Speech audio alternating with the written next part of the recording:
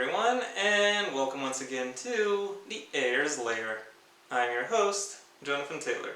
Today, as the video title perhaps already gave away, I am once again doing a review, this time a review of Sometime After Midnight, the writing debut of River J. Hopkins.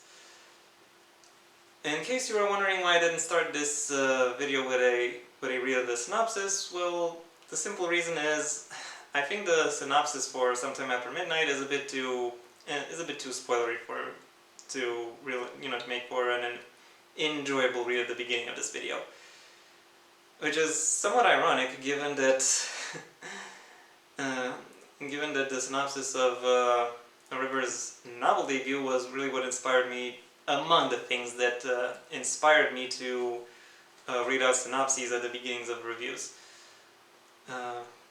You can decide that for yourself, as well as you can decide whether or not the synopsis really is a little too spoilerific, as well as get the book for yourself in the first link in the description down below. But anyway, that's beside the point. Allow me to circle back to it. Sometime After Midnight is a collection of poems and short stories dealing with the topics and themes of death, loss, grief, and recovery. More specifically, about how characters of how various people of various backgrounds are relate towards the topics of death, loss, and recovery, and to what extent their demeanors and perspectives on life influence their recovery processes. If I were to look at this collection a bit more granularly, I think it would be a safe bet to say that it is split between three sections: tragedy, questioning, and action. These sections aren't really delineated as such, as much as they kind of just flow into one another, which is actually I think the best approach for something like this. The first section, tragedy, directly explores, as perhaps the name I've given to it would indicate, what happens to various characters or lyrical selves when tragedy strikes them, and when something or someone that is important to their life, or maybe even their life itself, is taken away. Said taking away can happen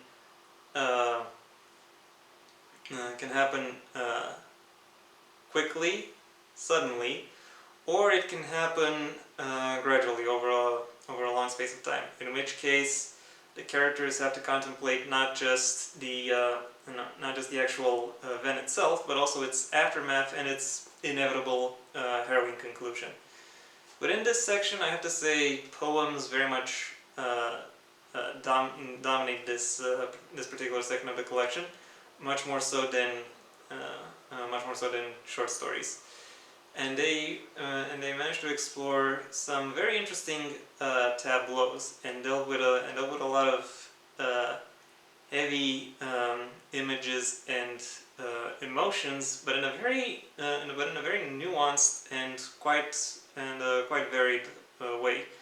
It doesn't really rely on any particular emotion or image as an emotional thread. It doesn't really have to do that, and it knows it.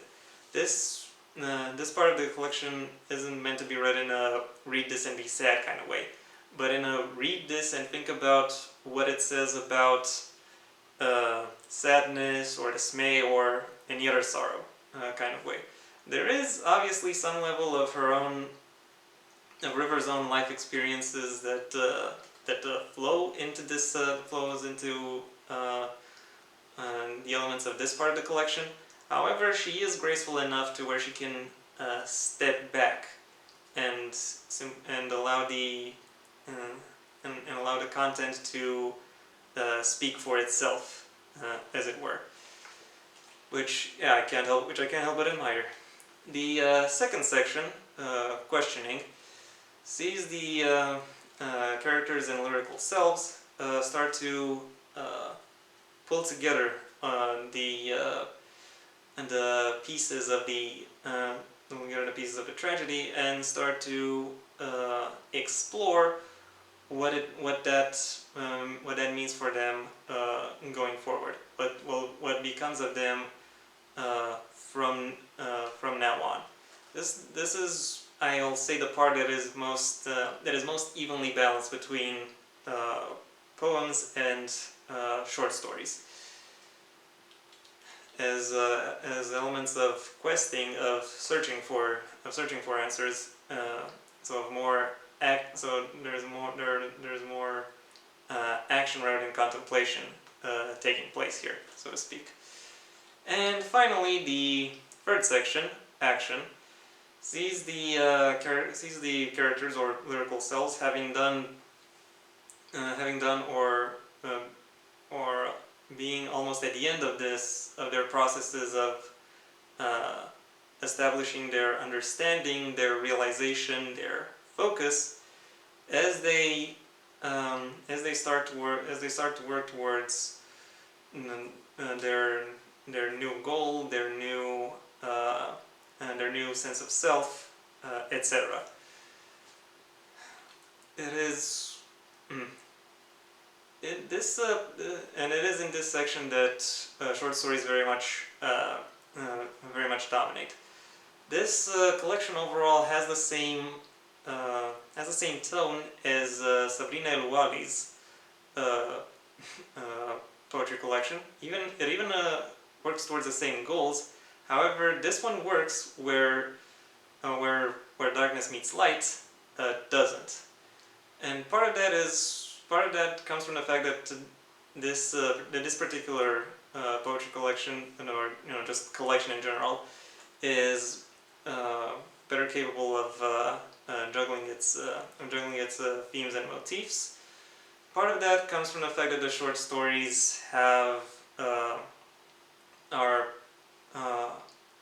to some extent sequels of each other, or in some way use similar story elements.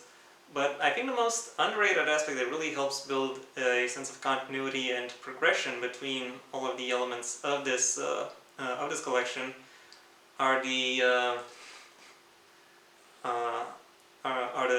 times, or more precisely, each element of this collection has a particular hour as its as a subtitle, or a particular moment in time.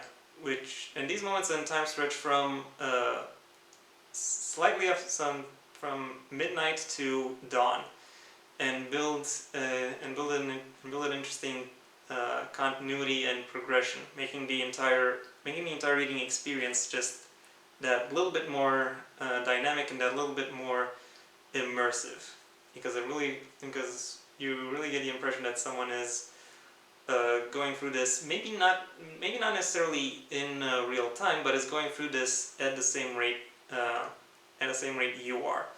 And yeah, the boost that adds to relatability is something I really cannot underestimate. And now that I've spent the past few minutes gushing about how good this collection is, I now have to mention its biggest flaw, and the one thing that really brings everything within it down. Namely, the fact that while each of the various elements of this collection, so each poem and each short story, is quite good, none of them really stand out to me in any particular way. None of them really amaze me. None of them, I don't think any of them are really worth recommending. They're not bad, and they are interesting to read in and of themselves. But however, they are not memorable in terms of absolute quality or relative quality. They are all pretty much as good as each other. Although I'll say the first third is probably the better quality one. but this, however, even there, I can't really point towards any one element and say that it is amazing. All of them are just good, and you know what? That's fine. Overall, I have to say that this collection contains a very interesting mix of impressions which focus upon very relatable and very mature realizations about emotions and impressions, and they are sure to leave a an impression on any kind of reader. My final rating for Sometime After Midnight is a 3 out of 5. And that was my review. Thank you for your attention. If you enjoyed it, then please leave a like and maybe even share it wherever you think other people will like it as well. If you have anything you'd like to add to any part of what I just said, the comment section awaits your input. And if you want to see when my next video gets released, well then please subscribe. Ideally also ring the bell or do whatever else YouTube will ask of you in order to keep you notified. My own debut, Heir to the Empire Next Generation, is available at most major book retailers under a master link in the description down below. Right past my social media, which I also suggest you check out should you feel so inclined. Until next time, I'm Jonathan Taylor, and this has been the Heir's Lair.